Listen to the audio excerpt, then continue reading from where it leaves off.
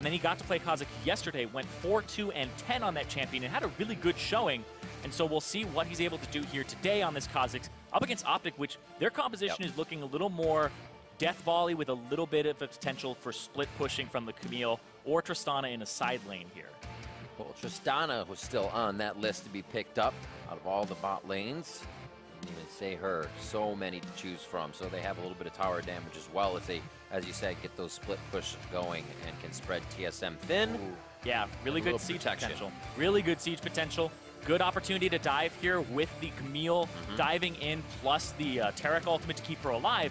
So I feel like Optic, they're looking for death volley team fights. It's a very easy way to play League of Legends, is group up as 5 instead of coordinating people across a map. Yep. So we'll see what Optic are able to do with Dokla here on that Camille, who would be their big split pushing threat if they wanted that win condition to turn online. I think it plays to their flavor perfectly as well. Acadian likes to go aggressive, and he can basically do it on any champion that says Ronnie, he'll still be in your face, and that feeds to Dokla, that feeds the power of evil, and lets Arrow and Lemonation do whatever until they're needed by the team.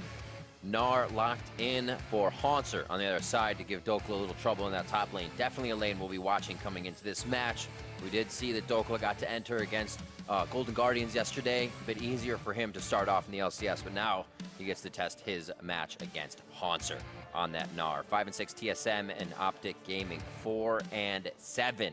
Could look to tie up these scores if Optic finds a win here. Exactly. You think about these teams where Optic was struggling at the bottom, kind of back and forth at the beginning, trying to figure out, hey, can we get these wins? And they ended up dropping it. When they had things like one team fight, one ability from winning, their record could be very different, but that didn't discourage them, and they started surging here, getting 3 wins in their last 5 games. And so, one more against TSM here actually ties them in the standings against this team that has made the finals every NALCS.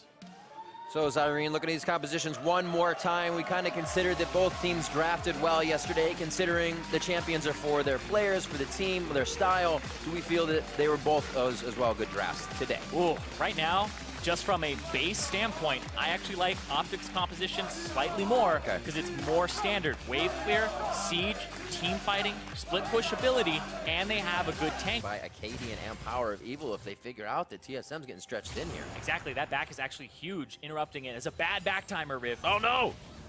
It's the bad BT, you gotta watch out. TP from the back there, you're seeing Mithy is actually coming too. It's a double TP. Bjergsen as well, Realm Warp coming down. Optic had this on the kind of first few steps, but TSM has been able to read it and sees where it was going. Power of Evil having to get under the turret, not where he wants to be, gets locked down with a few turret shots as well. Arrow and Bjergsen in a 1v1, but that's easily his. And patience pays off for TSM as Optic tries to get that dive they've been looking for. Yeah, finally they end up looking for a dive, but TSM, Mithy backs, swaps out with the Summoner Spellbook to get teleport, TPs alongside Haunter, and Dokla used his TP earlier to try and get back to lane to have some pressure, because the Gnar was trying to go after his turret, go after his minion waves, and that actually put his team in a little bit of a disadvantage. It's something that you do in like solo queue and you don't get punished and people just match, but if the guy walks back, sacrifices like maybe 3 to 5 CS to keep his teleport, then you can make plays like that happen where you set up your team. Bet you they didn't expect Mithy on teleport either as well. I don't think they did either. Spellbook will still get you like that in this deep into the game. Yeah, it's a double TP here, and then you can see they engage, so that Power of Evil and Acadian have to go a really long way around to actually get in there, and then the scoop onto Power of Evil, they'll pick him up. Bjergsen goes after Arrow here, save their top lane turret. Hold on, they'll fight.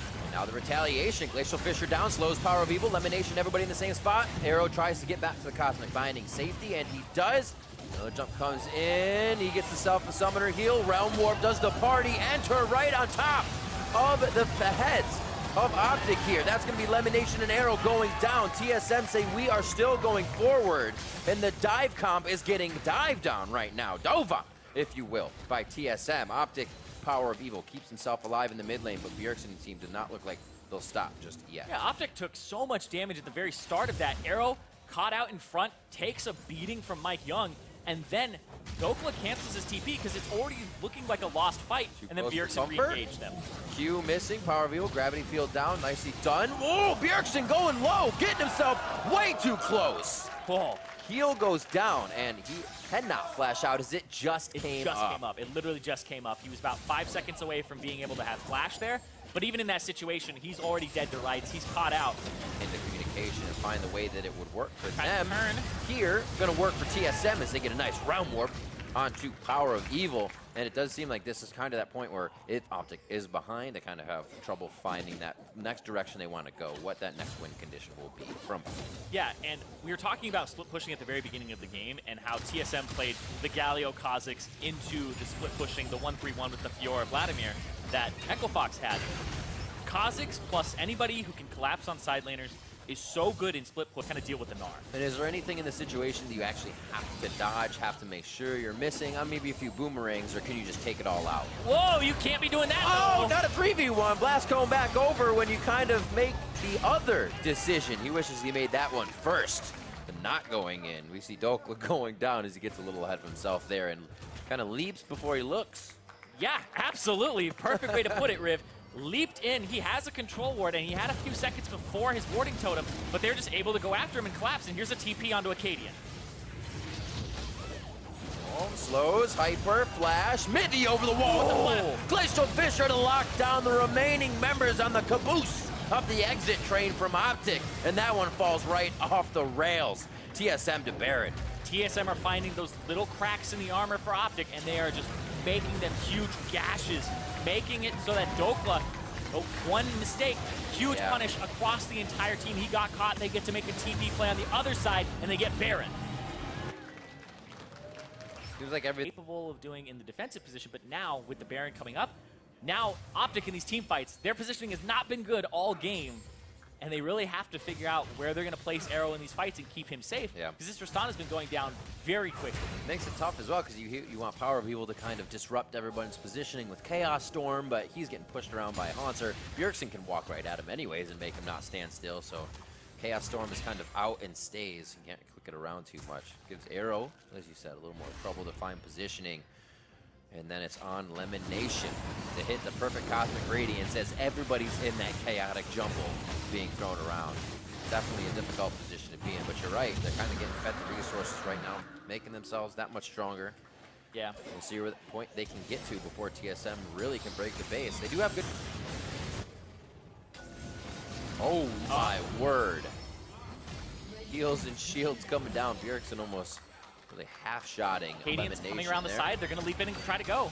Baron minions come up. They'll be able to slalom in and out of these minions and use them as defense. Arrow very low. Acadian tries to put himself in between as the meat wall. Doesn't want that damage to come through. The tankiest person goes down first, and here goes the rest of them.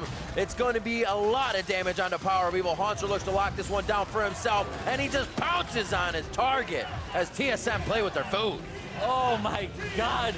Bjergsen does so much damage when his death cap came through, and he just obliterates everybody. And the rest of the team is pushing for the win. TSM on the top side, making plays across the map. Almost impossible to keep 100 HP against them right now. Dokla finds himself even under that on the fountain as he tries to find a little bit of solace. Hextech ultimatum on Haunter. He says one more 1v1. Mike Young gotta be the scumbag and intervene. It's gonna be the Nexus going down though. TSM moving to 6-6 as they take down Optic. And get themselves a 2-0 week and break the streak of having those weird weeks for themselves. Yes, they did. Optic gave up that defensive position, went for some aggressive plays in the game at the very end there, and TSM were ready to counter.